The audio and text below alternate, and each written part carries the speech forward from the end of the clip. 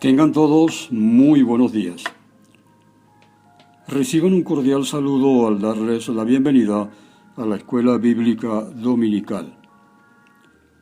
En la continuación del estudio de la unidad número 6, que habla del ministerio del profeta Amós, hoy arribamos a la lección Dios demanda fidelidad. El texto básico para hoy es Amós capítulo 3, versículos 1 al 8 y Amós capítulo 4, versículos 1 al 13, siendo el versículo clave para este estudio Amós 4:12, el cual dice lo siguiente: Por tanto, de esta manera te haré a ti, oh Israel, y porque te he de hacer esto, prepárate para venir al encuentro de tu Dios, oh Israel.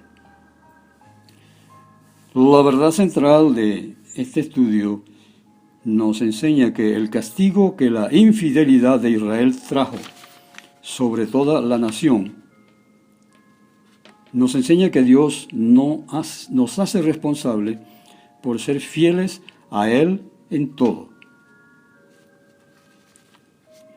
Los israelitas creían que habían sido elegidos por Dios para gozar de privilegios que ningún otro pueblo disfrutaba y que Dios estaba obligado a protegerles. Amós les anunció que la manera de pensar y actuar de Dios era totalmente distinta y que Él no podía hacer otra cosa que castigarles por su pecado. Tal como en el mundo natural, un efecto sigue a una causa, en el mundo moral, el castigo sigue al pecado. Ni una nación tan próspera y privilegiada como Israel pudo burlarse de las leyes morales de Dios. La misión especial del profeta Amós era la de anunciarles el castigo inevitable y cierto.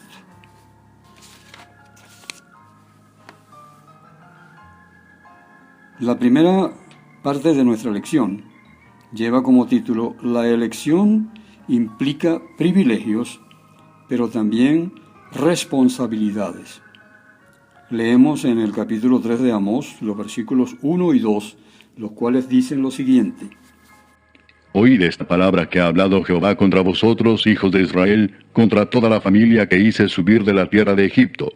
Dice así: A vosotros solamente he conocido de todas las familias de la tierra, por tanto, os castigaré por todas vuestras maldades.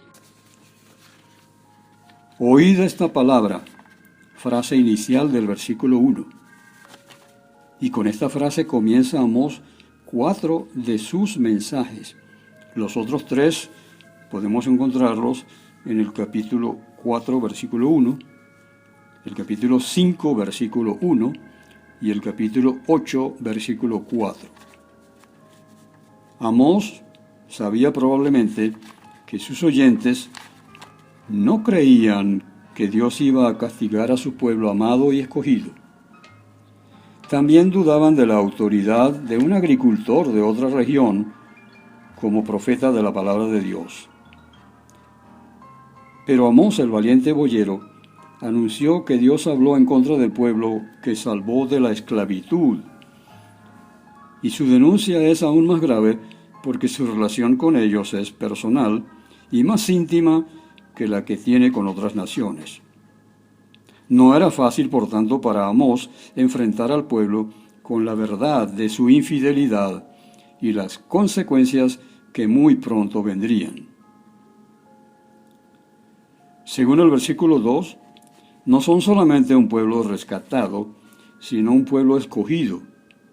Dios les ha conocido con la misma intimidad que un hombre conoce a su esposa según Génesis 4:1, pero también ha escogido a este pueblo como escogió a Abraham para mandarle que su descendencia anduviera en el camino del Señor. Así podemos leerlo en Génesis 18, versículo 19. Puesto que las obras de este pueblo no han sido de obediencia, el castigo era inevitable.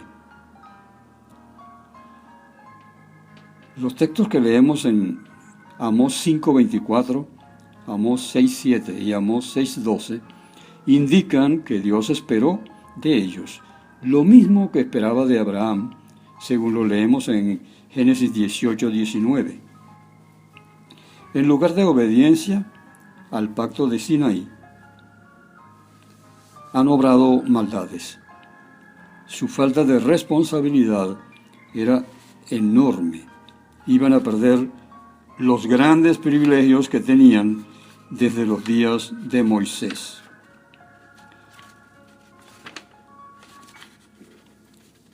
Llegamos así al segundo segmento de nuestro estudio de hoy. Lleva como título La palabra profética es firme y segura. Vamos al capítulo 3 de Amós, los versículos 3 al 8, donde dicen lo siguiente.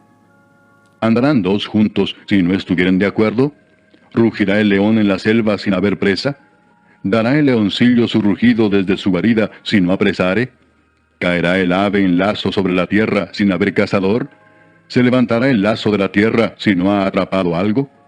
¿Se tocará la trompeta en la ciudad y no se alborotará el pueblo? ¿Habrá algún mal en la ciudad el cual Jehová no haya hecho? Porque no hará nada Jehová el Señor sin que revele su secreto a sus siervos los profetas. Si el león ruge, ¿quién no temerá? Si habla Jehová el Señor, ¿quién no profetizará? En el versículo 3 vemos cómo Amós comienza a declarar cuál era su autoridad para decir cosas tan duras. Amós experimentó oposición a su ministerio. La gente preguntaba quién era él para decirles tales cosas, y Amós les dirigió 7 preguntas rápidas a sus oyentes, sabiendo que la respuesta a cada una era no.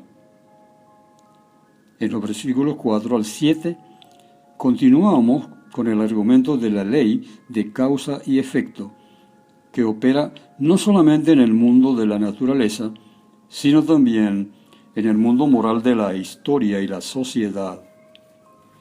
Una reacción a una acción es tan automática como el resultado de una causa.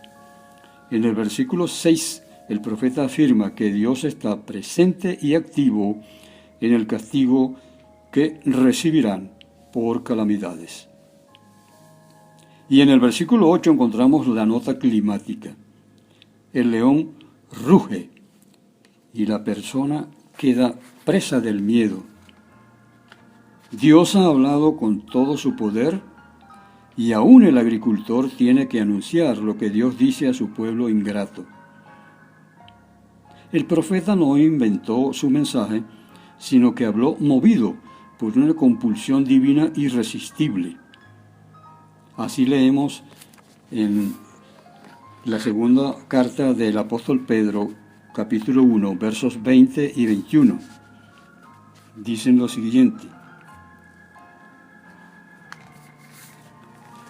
Entendiendo primero esto, que ninguna profecía de la Escritura es de interpretación privada, porque nunca la profecía fue traída por voluntad humana, sino que los santos hombres de Dios hablaron siendo inspirados por el Espíritu Santo. La voz de Amós era la voz del rugido del león en la noche. Así llegamos a la parte 3 de nuestra lección. Lleva como título Mensaje contra las mujeres indolentes. Vamos al capítulo 4 de Amós, los versos 1 al 3. Dicen así.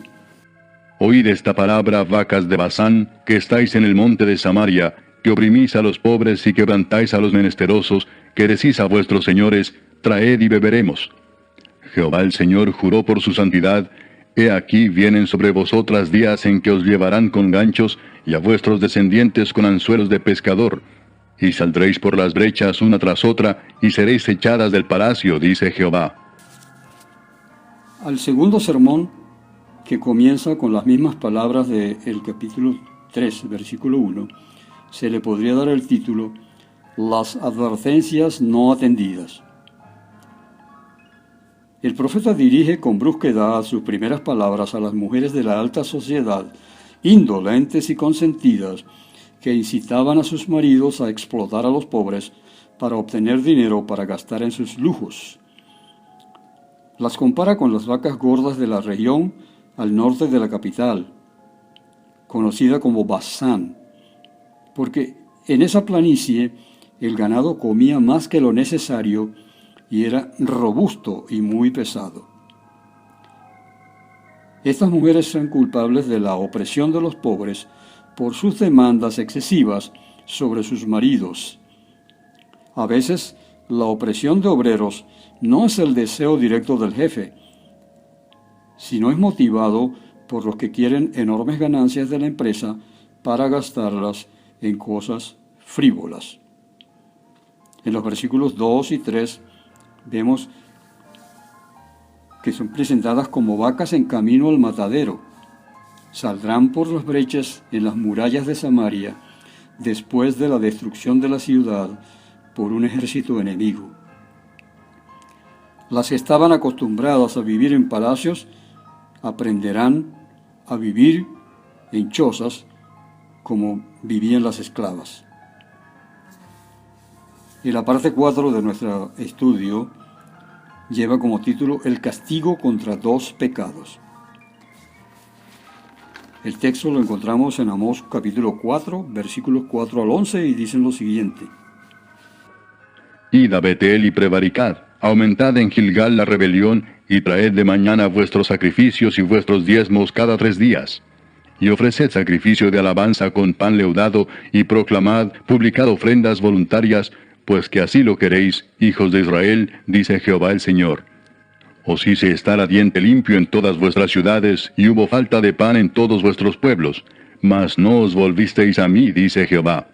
También os detuve la lluvia 3 meses antes de la siega, e hice llover sobre una ciudad, y sobre otra ciudad no hice llover. Sobre una parte llovió, y la parte sobre la cual no llovió se secó. Y venían 2 o 3 ciudades a una ciudad para beber agua, y no se saciaban. Con todo, no os volvisteis a mí, dice Jehová. Os herí con viento solano y con oruga. La langosta devoró vuestros muchos huertos y vuestras viñas, y vuestros higuerales y vuestros olivares. Pero nunca os volvisteis a mí, dice Jehová. Envié contra vosotros mortandad, tal como en Egipto. Maté a espada a vuestros jóvenes, con cautiverio de vuestros caballos, e hice subir el hedor de vuestros campamentos hasta vuestras narices. Mas no os volvisteis a mí, dice Jehová. Os trastorné como cuando Dios trastornó a Sodoma y a Gomorra, y fuisteis como tizón escapado del fuego. Mas no os volvisteis a mí, dice Jehová. Los versículos 4 y 5 describen en forma gráfica la religión de ceremonias sin sentido.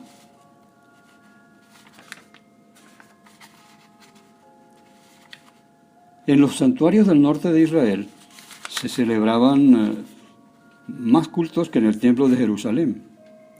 El rey y sus sacerdotes dieron toda clase de facilidades al pueblo para adorar y ofrecer sacrificios para eliminar la necesidad de ir a Jerusalén. Amós se burla de ese celo religioso excesivo y les invita a traer sus diezmos cada 3 días en lugar de cada 3 años como exigía la ley. Así lo leemos en Deuteronomio 14, 28. El profeta Amós reconoce que la gente halla satisfacción en los ritos y les encanta hacerlos. Por eso dice, ya que es eso lo que os gusta, oh hijos de Israel. La ceremonia religiosa puede llegar a ser un narcótico a la conciencia, pero Dios desea mucho más que ritos y ceremonias, por bonitas que éstas sean. Los versículos 6 al 11 nos presentan lo esencial del sermón. El profeta anunció que Dios ha empleado 7 calamidades para castigar a su pueblo y hacerles comprender que deben volver a Él y cumplir las obligaciones de la ley. Quizás no entendieron que era el Señor del universo quien les advertía con esos desastres y pensaban que eran fenómenos de la naturaleza o catástrofes nacionales que ocurren circunstancialmente. En estos versículos el profeta, en nombre de Dios, le recuerda a los devotos que Dios les ha llamado a volver a Él y que ellos, por su terquedad, no han reconocido la voz del Señor. Han experimentado hambre, sequía, plagas, epidemias, guerras y terremotos, pero no han visto nunca la mano de Dios en todo aquello. Después de describir cada desastre, Dios repite el triste refrán: pero no os volvisteis a mí, dice Jehová.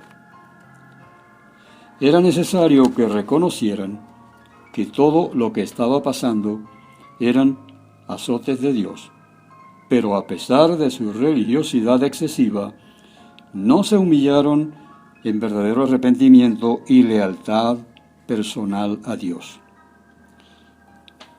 Arribamos así a la última parte, la quinta